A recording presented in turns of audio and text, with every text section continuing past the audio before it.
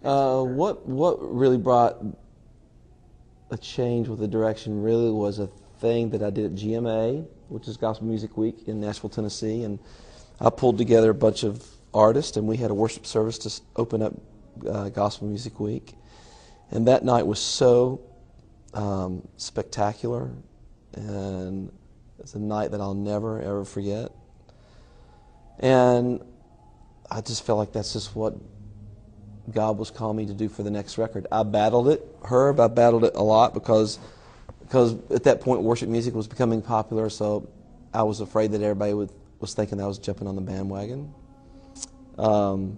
Really leading worship was not anything new to me because I've been leading worship at my church in Nashville, Tennessee since 1983, so it just was making a record that was going to be a corporate record of worship, and that record was called Worship, that came out September 11th, 2001, which is the same day as the worst attack on our country, on America.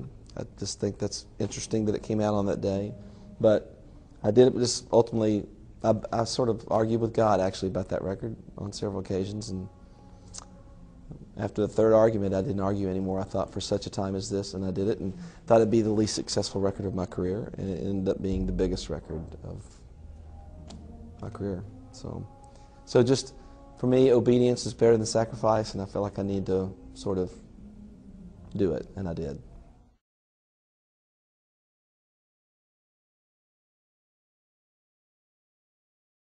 Cassie, I was in Haiti about a month after the quake, and it was really, really hard.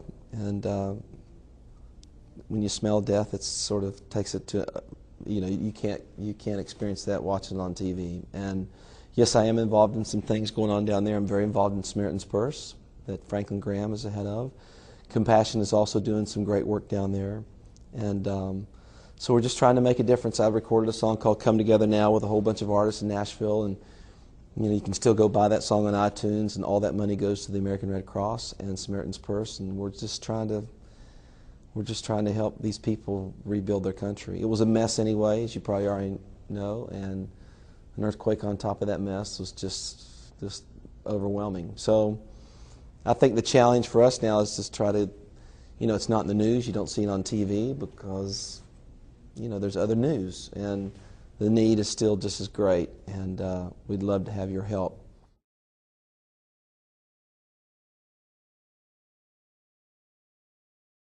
I think probably the biggest thing about maybe reshifting my focus is I don't have anything to prove.